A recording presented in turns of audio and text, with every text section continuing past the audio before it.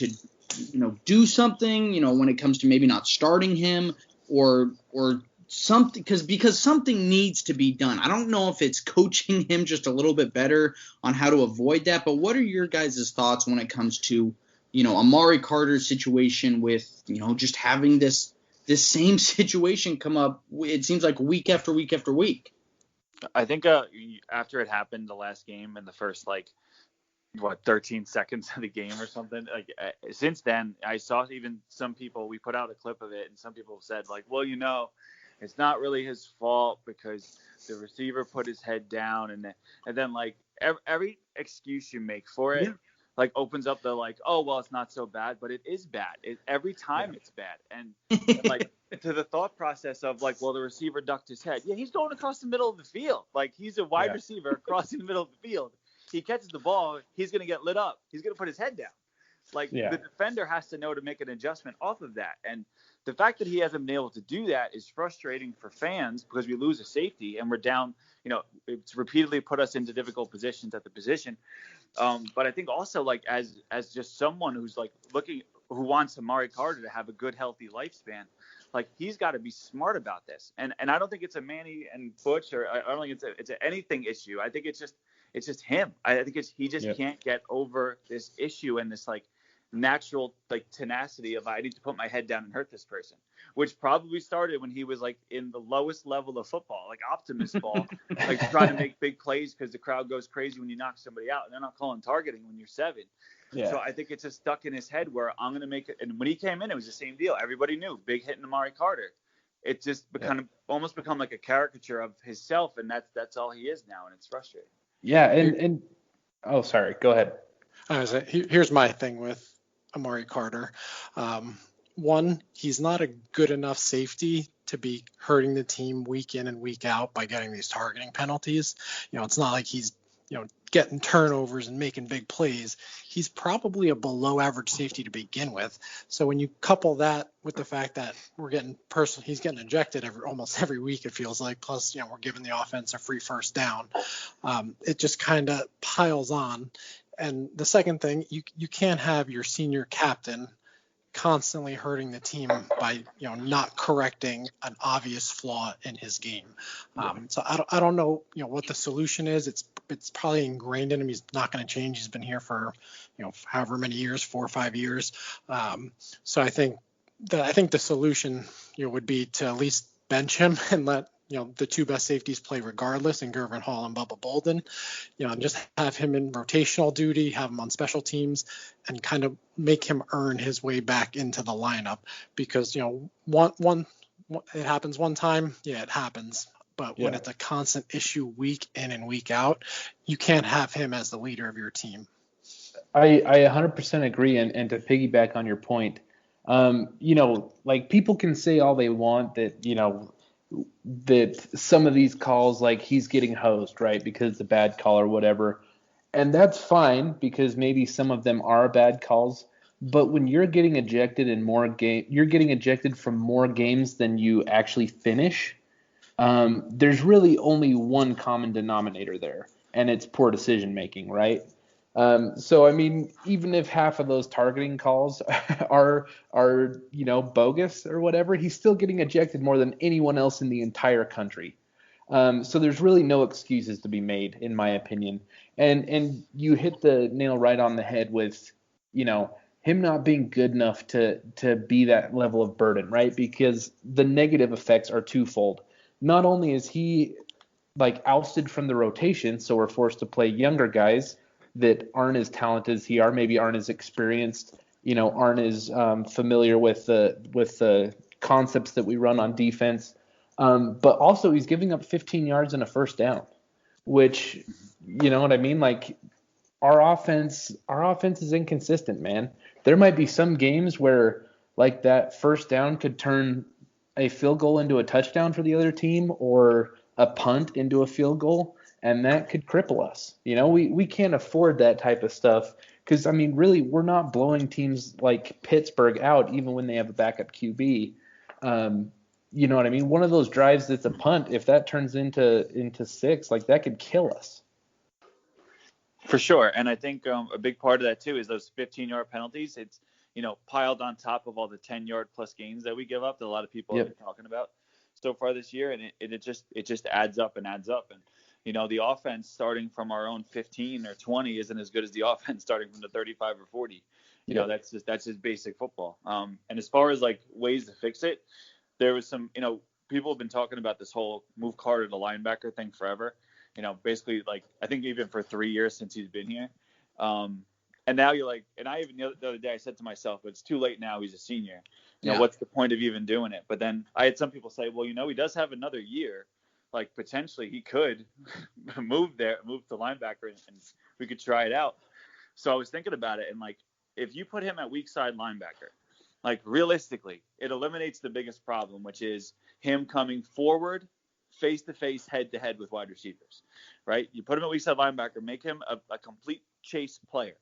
So if he's a chase player, then you take off a slower linebacker off the field and you have a guy with some speed who can go out there and maybe run after guys and make plays that way. And while I've never seen somebody like target someone from behind, and if anyone could do it, Amari probably could figure out how, but like it'll take those 15-yard penalties off the table. So I mean, there's a possibility if he's going to stick around for another year to move him up, and might as well start now because if he's not going to be on the field, then might as well give it a try.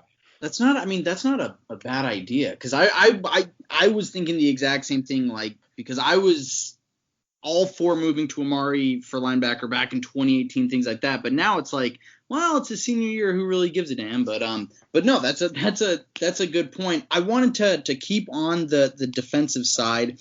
A lot of people complain about Blake Baker's, softer zone defense. He doesn't play a more aggressive style. And I know that last time that you guys were on here, we talked a little bit about this, but would you like to see maybe a little less zone and more aggression when it comes to maybe some blitzing scenarios? And because it feels like the defense is just very hot and cold with this, and it just doesn't generate enough turnovers and sacks and things like that. So what are your guys' thoughts on Blake Baker's defensive style when it comes to coverage, things like that?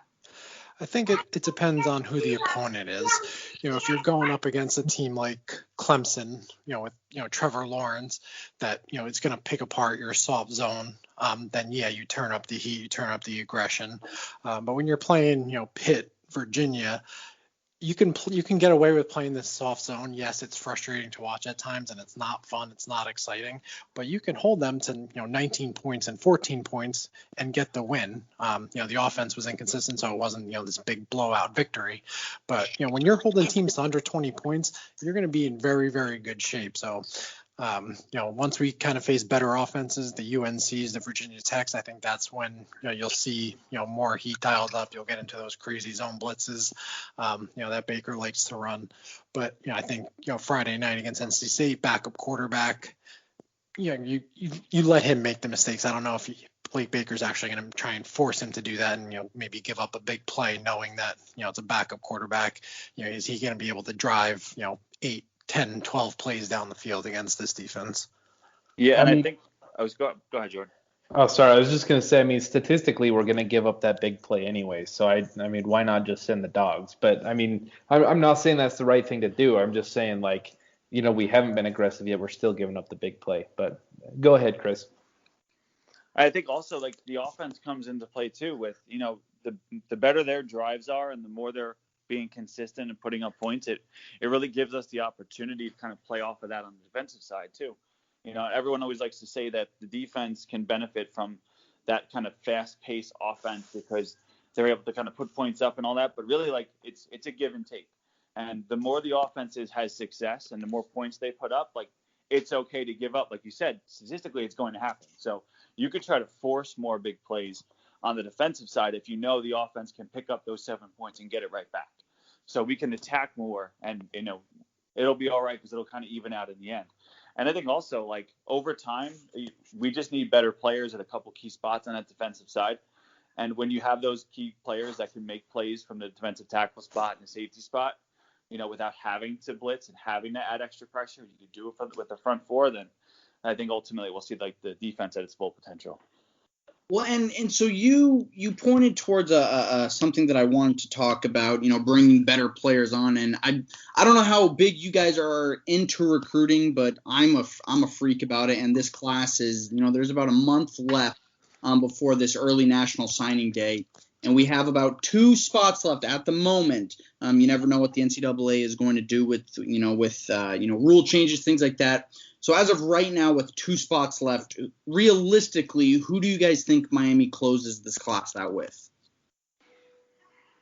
Well, I think a new offer just went out to cornerback Marvin Covington. Yeah. He seems, I think we were his first offer, if I heard that correctly. But he's bigger, longer, fast guy, kind of the type that we takes a year or two to develop under Rumpf, but we have to fill one of those spots with a cornerback. Currently we only have Tim Burns committed, who's a slot guy, undersized, still a good player, but he's not that outside dominant number 1 corner. And then with the second spot, I think you just take the best available player regardless of position. If that's quarterback, if that's Jake Garcia, great. If we run the table and make it to the ACC title game and put on a good show, and a stud wants to jump in late, take him. But I think one of those spots has to be a corner. But I think we're still at the point in our roster management where we shouldn't pass up a better player to take a lesser player out of position that might need it in terms of numbers. Yeah, I think in the quarterback spot, it's we've been on Garcia for a long time, right? And it's always been the conversation we had. Is he going to flip? Is he not going to flip? Is it possible? Is it not possible? Is it like heating up? Is it not heating? Like every little move, it goes back to like, is it going to happen? Is it not? I think honestly, if it doesn't happen and it's not him, it's not the end of the world at the quarterback position. And I know the old saying is, a quarterback, and I believe in it, and it is a doctrine that I will follow every year, except this year, because this is a weird year where really the 2020 and the 2021 classes they're the same class. They're all going to be true freshmen next year in terms of roster management, right? So we're looking at 40 plus guys as true freshmen. You have a true freshman then in that super hybrid class, so you don't necessarily need to have another person come in there. So that's something to remember too, because then it will be in the same grouping. So just like people say, oh well, Miller Moss, but so is Van Dyke, and he's going to have a year up on him. Mm-hmm. So it's not necessary. I'd rather use that as something to bring in a veteran quarterback, even if it's not like if King stays, which we hope King stays. If King stays, then you bring somebody else in, or like you just let Van Dyke run as the 2 and then hope it doesn't get to Peyton as the 3rd quarterback. But I would kind of go with that idea. And then, like Billy said, you get a corner 100%. I always look for guys like with great traits, because I'm a believer in Rump's ability to coach people up.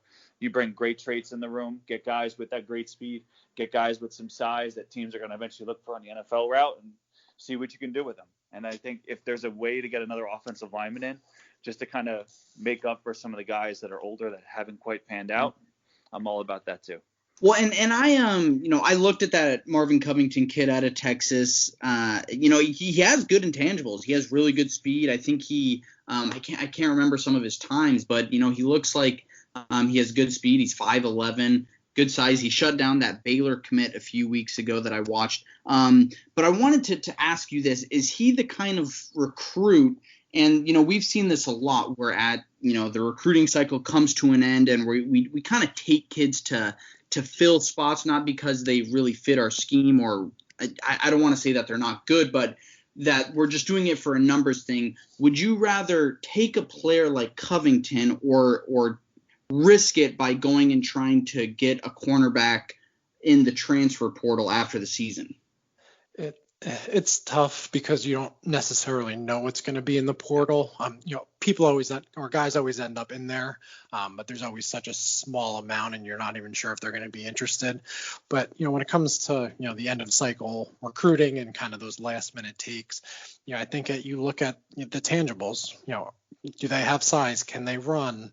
Do they show a willingness to be coached? That an intangible, but can this recruit end up being a player for you, even if it's down the road, that's fine. And a guy like Covington, I'm not a scout. I'm not going to pretend to say yes he is or no he isn't. But let's say you do take him. You do have a little bit of a buffer because everyone in the cornerback room should be